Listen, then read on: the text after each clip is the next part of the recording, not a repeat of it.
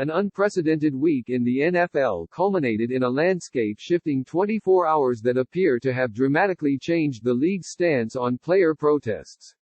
Things are happening quickly, and you surely have questions. Is kneeling during the national anthem okay now? Does Colin Kaepernick have a chance to get back in the NFL? What role do politics play in all of this? Let's try to bring it all together. In a video message released Friday night, NFL Commissioner Roger Goodell responded to a video released Thursday night by a collection of NFL stars, including Michael Thomas, Patrick Mahomes and Deshaun Watson. Goodell's video included 3 specific statements the players in Thursday's video asked the NFL to make about racism, social injustice and peaceful protests. We, the National Football League, condemn racism and the systematic oppression of black people, Goodell said. We, the National Football League, admit we were wrong for not listening to NFL players earlier and encourage all players to speak out and peacefully protest. We, the National Football League, believe that Black Lives Matter. The first and third statements matched, word for word, the first and third statements the players asked the league to make the night before. The middle one didn't quite match its counterpart. The players asked for, we, the National Football League, admit wrong in silencing our players from peacefully protesting. But from a forward-looking perspective, it did the job. Even if the NFL isn't ready to admit to silencing the Kaepernick-led peaceful protests of 2016 and 2017, Goodell's statement indicates that the league plans to view any similar future protests differently than it did what happened 3 and 4 years ago. Why does this matter? Because the streets of American cities have, for the past 11 nights, been lined with protesters speaking out in the wake of the deaths of George Floyd, Breonna Taylor and Ahmaud Arbery. Because the past week in the NFL has seen virtual team meetings ignore football and focus on considerably broader world issues. Because the faces and voices speaking out about the issues that were at the center of Kaepernick's protests look and sound different than the ones who backed him at the time. This is not a black problem, Colts GM Chris Ballard said this week. This is a white problem. This is an issue that we have to talk about, and we can't sugarcoat it. We can't go back into our bubble. What Colin was protesting was something that should be respected by all humans, 49ers coach Kyle Shanahan said Friday. That did take a lot of courage. That is something that is 1000% wrong and what he was trying to fix and bring light to. And gosh, it was hard to bring light to the whole country because people didn't want to totally hear it, and it got diluted with so much different stuff. The conversation around these issues seems different than it did in 2016 and 2017. Washington running back Adrian Peterson, asked Friday if he planned to kneel during the national anthem in 2020, said, without a doubt. We're all getting ready to take a knee together. It didn't cause a ripple. 2 days earlier, Saints quarterback Drew Brees was asked about the potential for player protests in 2020 and said, I will never agree with anybody disrespecting the flag of the United States of America or our country.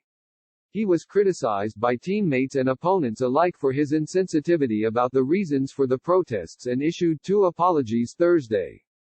Imagine you were an NFL fan who stopped paying attention in May 2018, right after NFL owners passed a rule that said players must either stand for the anthem or stay in the locker room until it's over, and you checked back in this week to see all of this. You would think that you had entered another dimension. Given everything that went down between the time Kaepernick began protesting in 2016 and the day in May 2018 when NFL team owners tried to implement a restrictive policy on player protests, the league surely has more work to do to convince its players and the public that it has come around on this issue. But Goodell's statement Friday said that the league would encourage all players to speak out and peacefully protest.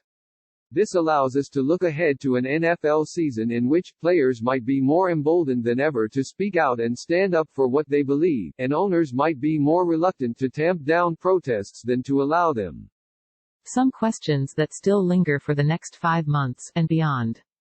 The status of the rule requiring players to stand for the anthem or stay in the locker room until it was over is the same as it was when the 2018 season began.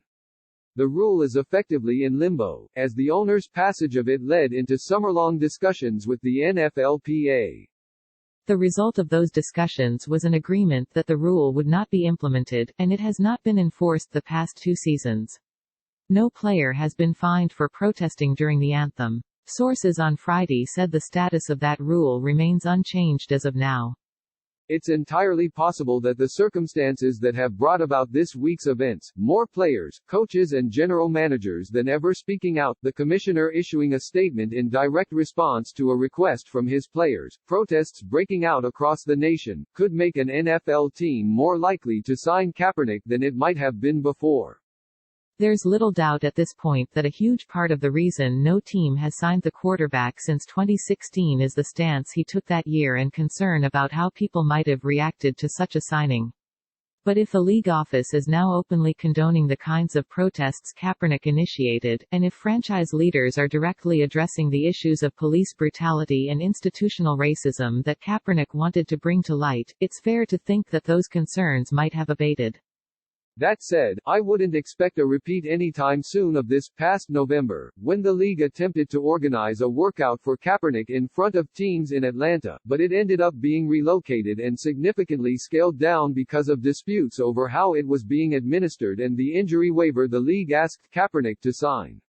There was a significant amount of anger on both sides about the way that situation unfolded, and it likely would require a significant reconciliation for the league office to issue that kind of olive branch again.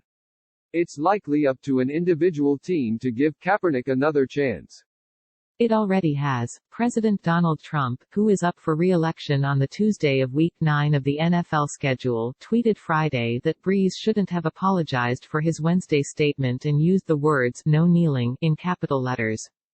Brees replied to Trump in an Instagram post Friday night, saying, "We can no longer use the flag to turn people away or distract them from the real issues that face our black communities. We did this back in 2017, and regretfully I brought it back with my comments this week. We must stop talking about the flag and shift our attention to the real issues of systemic racial injustice, economic oppression, police brutality, and judicial and prison reform." Regardless of whether Brees agrees with him, it's fair to expect Trump to raise this issue again if players are kneeling during the anthem as the election gets closer. It's an interesting wrinkle, for sure. At this point, 5 months out, there's a chance that NFL games, assuming they are played at all, have to be played in empty stadiums or partially filled stadiums because of ongoing COVID-19 concerns. Not to minimize the significance of the issues at the root of that, but empty stadiums obviously would make it more difficult to compare the fan reaction to protests in 2020 to the reaction the protests got in 2016 and 2017. This might be the most important question remaining. Several team owners, most prominently the Cowboys' Jerry Jones, have in the past taken strong stances against player protests during the anthem. Sources say there was no formal discussion between Goodell and any team owners about Friday night's video before the league released it, though Goodell has conversations with owners on a daily basis, and it's likely the matter came up in some of those.